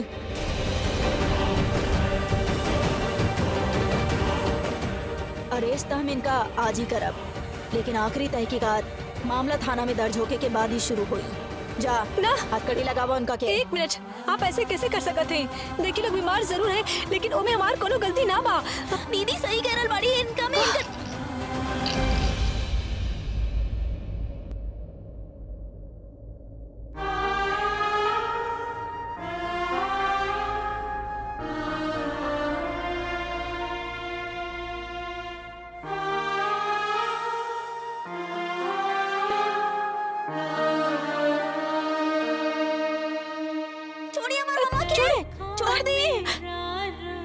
आप इतना इंटरफेयर मत करी, हमने क्या अपन काम करे दी। छोड़ी इनका लेकिन हाथ। सच्ची हमार कोनो गलती ना बा। अरे छोड़ी, आप ऐसे कैसे लेके जा सकत हैं? छोड़ी हाथ। बस कर अपन ड्रामा। इनका ना ले जाइए तो केकरा के ले जाइए? ये सब के जिनका फूड पॉइजन से इतना बुरा हाल भइल बा। बात करेलू। इंस्पेक्टर साहब ले जाए इनका क्या? आप चला जेल में डाला इनका के। हम जानत हैं कि सबकी तबीयत खराब भइल बा, लेकिन हमार कोनो गलती ना बा। आप प्लीज फाइंड आउट करी ना। प्लीज दी के बात मानी, हमने सच बोलो था नहीं, हमने की कोनो गलती नहीं की। प्लीज हमने की बात पर विश्वास करी प्लीज। ऐसे बिल्कुल ब्लाइंडली अरेस्ट मत करी प्लीज। आप फाइंड आउट करी कि का गलती बा। हमार तरफ से कोनो गलती ना भइल बा। इनका कोनो गलती ना बा। इंस्पेक्टर, अगर आपके केहू के गिरफ्तार करे के है तो हमरा के करी, इनकरा के छोड़ दी काहे? तू यहाँ के मालिक बड़ा का ना। ई हॉल के मालकिन हम बानी, हमरा के मालूम बा। हम इनका से बात करत आनी, तब बताई जवाब दी। यहाँ पर खाना बनावे की जिम्मेदारी हमनी सबके रहे, हमरा के गिरफ्तार करी। लगातार जेल के हवा खाए के आपके बहुत शौक बा। इल्जाम बहुत मिल जाइए हमने के तरह पे कोनो न कोनो दफा ठोके के, समझ गई ना? लेकिन हमारी बात तो सुनिए आप। Shut up. एक शब्द और ना। आप जानता नहीं मामला कितना संगीन बा। कम से कम 25 लोग हॉस्पिटल में एडमिट भइल पड़े। और ये हीरो पंती ना झाड़े के दोबारा कोशिश मत करी हा, ना तो जितना ही बचल कुचल जिंदगी बा इहो जेल के पीछे काटे के पड़ी। हवलदार चला लेके। ना प्लीज ऐसे मत करी प्लीज। छोड़ दी।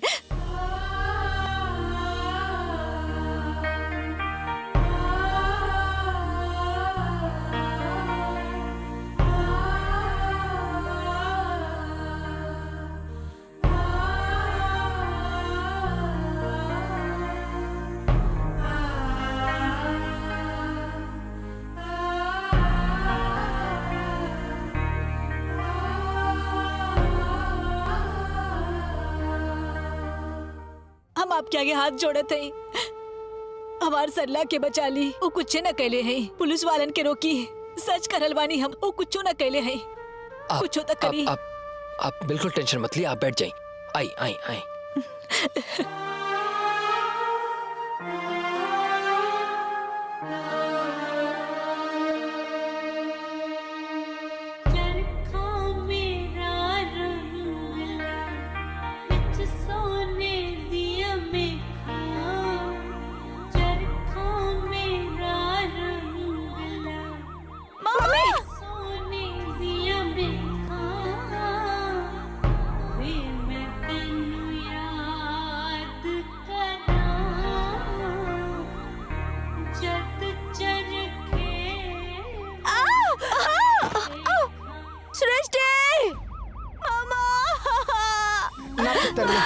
ना पुत्र, आ जाए माँ, आ जाए बेटा, आ जाए बेटा, मत रो।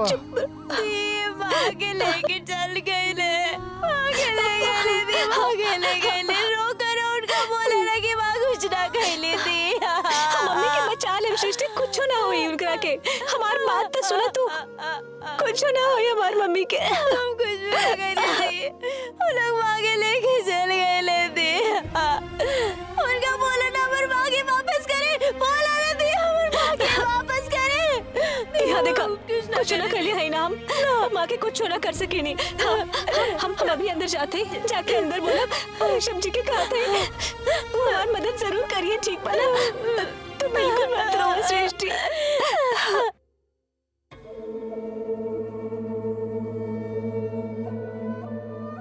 लड़की खातिर अपन एंगेजमेंट वाला दिन इतना तमाशा देखल बहुत ही अपसेटिंग हो सकेला।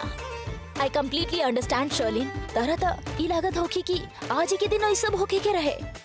सबसे बुरा तरह ई बात के लग रहा होखी क्यों सरला काहे अरेस्ट भइली।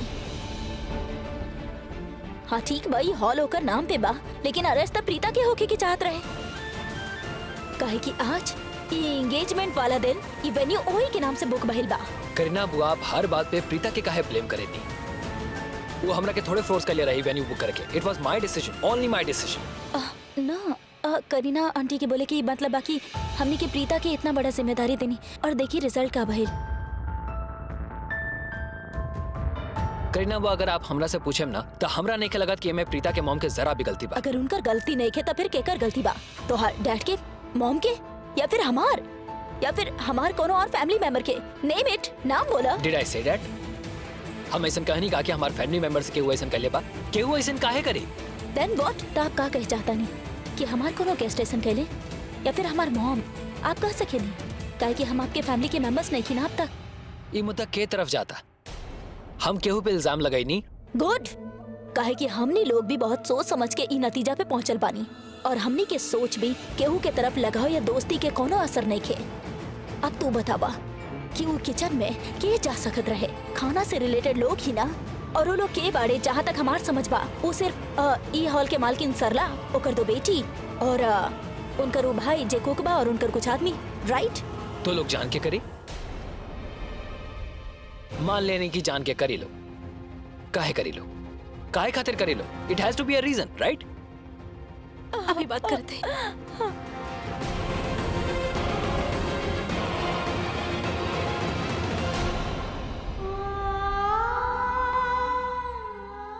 दादी का भइल बेटा?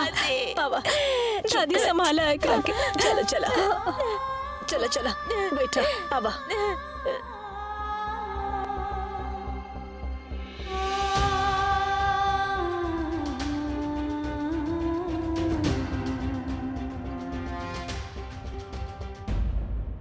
ओ गॉड, ये प्रीता फिर से आ गई आंसू बहाते बहाते। ये ऋषभ लेकर आंसू देख के कहीं पिघल ना जाए और कैसे हैंडल करी सब।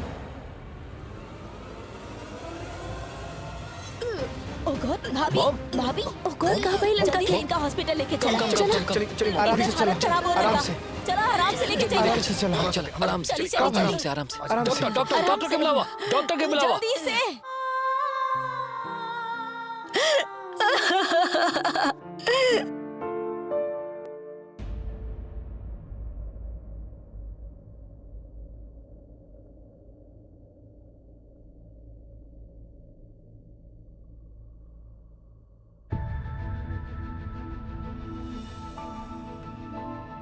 हे भगवान, हमारे परिवार पे कोनो आँच ना आए। जल्दी से भैया भाभी ठीक हो जाए ना तो हम अपना आपके कबो माफ ना कर पाई। डोंट वरी करीना, सब ठीक हो जाए। ना तू जाने लू ना हम अकेले बानी।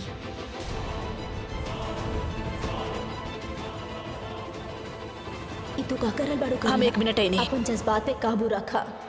मॉम ठीक बाड़ी, घर में और केहू के कुछ ना भइल बा। सारा बच्चा सलामत बाड़े, सिर्फ भैया और भाभी के थोड़ा ज्यादा घुरल बा और वो भी ठीक हो जाई है। बस तू अपन डर के कंट्रोल करा, पॉजिटिव सोचा। ये सब कुछ तो कहले बाड़ू ना, तू फिर से फसबू हम कर अलबानी तो के। मॉम, अगर आप ऐसे ही किचकिच करते रहब ना तो हम जरूर फंसब, और अगर आप अपन मुंह बंद रखब ना तो केहू के पता ना लगी कि ई सब हम कैले बानी। समझनी आप? हाँ हाँ शर्लिन, लेकिन तू अपना प्लान में करीना के भी शामिल कर ले लू ना। अगर कुछ भी ऊंचो नीच हो गई ना शर्लिन तो करीना तुके छोड़ी ना। ई सारी दुनिया के बताई कि यहाँ जौन कुछ भी हो रहा बाना एकर जिम्मेदार सिर्फ तू बाड़ू, और ये हॉरिबल क्राइम तू कब कैलू ओकरा पता ही ना चलल। ओकरा तब बाद में ही बात के पता चलल। तू जानत ना बाड़ू करीना के, उस सारा दुनिया के ऐसी तैसी कर देहेली, लेकिन ओकर परिवार में ओकर जान बसत बा। आप तो जानी ना कि शर्लिन खुराना का चीज बड़ी। जानत हई अच्छा तरीका से कि तोरा में ऐसा कोनो विचित्र शक्ति बा जिससे तू लोगन के अपना खातिर पागल बना देवेलू।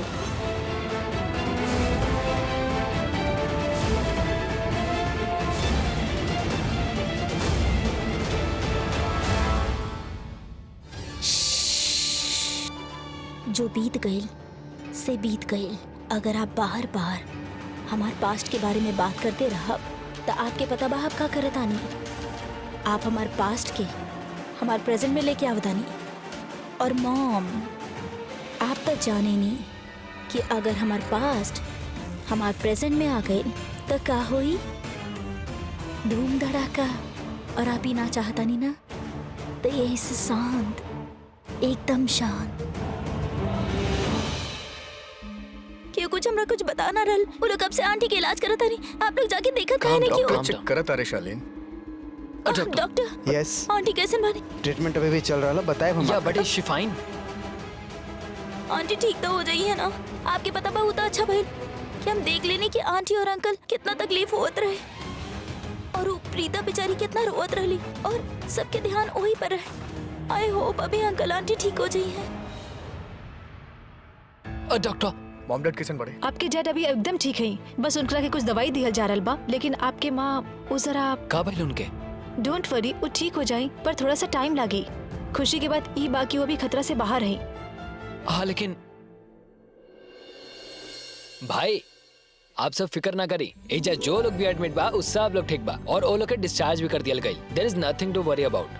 That's really good news. पता ना वहाँ पर का गुजरल होई। अरे दी इंस्पेक्टर के सीट ही खाली बा। अब का करब, केकरा से पूछब हमनी? हवलदार अंकल से पूछ रही, एक्सक्यूज मी। हाँ बिल्कुल सही कहा था। अरे अरे हवलदार अंकल, सुनी सुनी, अरे सुनिए, अरे आप बात तो सुनी। अरे का मैडम ए कितना मैडम, मारत है जाएगी हमरा ना के, मैडम? मार का के के लिए भगा बना रहे? रहे कुछ नहीं के लिए। अरे तभी से अरे मार चलो, रहे चलो, हैं। चलो, अरे, बेटा। हाँ, ये चलिए बैठो। बेटा। सुनिए, यहाँ पे इंस्पेक्टर साहब बैठा थे ना, हम के अपन वहाँ से मिले के बा। तोहार माँ इंडिया के चीफ मिनिस्टर बाड़ी का? ओ हेलो, इंडिया के सीएम ना पीएम होखेला, और हमार मम्मा के नाम सरला बा। ए शानपति मत बतावा, चुप। और वो सरला, अरे वो तो बहुत फेमस हो गई बाड़ी यहाँ पे। अरे ओकर तो सारा हिस्ट्री ज्योग्राफी जानत बानी हम। तोहार माँ इतना सा पैसा खातिर का कैली पता बाना? कितना लोगन के जान मुसीबत में डाल देली, और वो तोहार कुमकुम भाग्य हॉल अब देखिए वो तो सील हो ही जाई। और हाँ, केस चलत रहे तबो भी फिर भी तू कर रेंट पे दे देलू, और ओमे वो पैसन वाला खाना खिला देलू। ओहो, तोहार माँ ना गुनेगार बाड़ी, ओकरा बड़ से बड़ सजा मिले वाला बा। फिर ना अहिया आराम से मिलिया ओकरा यहाँ पर आके। ओ हवलदार मैडम, कैसन बात करता नहीं आप? हाँ, बात करे के कोनो तरीका होखेला, लिमिट में नहीं आप। अरे ना दी बोले दी, कब से अनाप शनाप बोला चाह रहल बाड़ी। और हाँ, हमार माँ मुजरिम नहीं की, बेगुनाह बाड़ी, वो बेकसूर बाड़ी, लेकिन फिर भी आप लोग उनका गिरफ्तार कहीं नहीं। इंसाफ आप लोगन के। ज्यादा ना चटर चटर मत करा, और ज्यादा कैलू ना तोहार माँ के जैसे न तो के भी यहाँ पर डाल दे, समझ गलू ना? फिर बैठिया दोनों साथ में हमेशा खातिर वहाँ पे।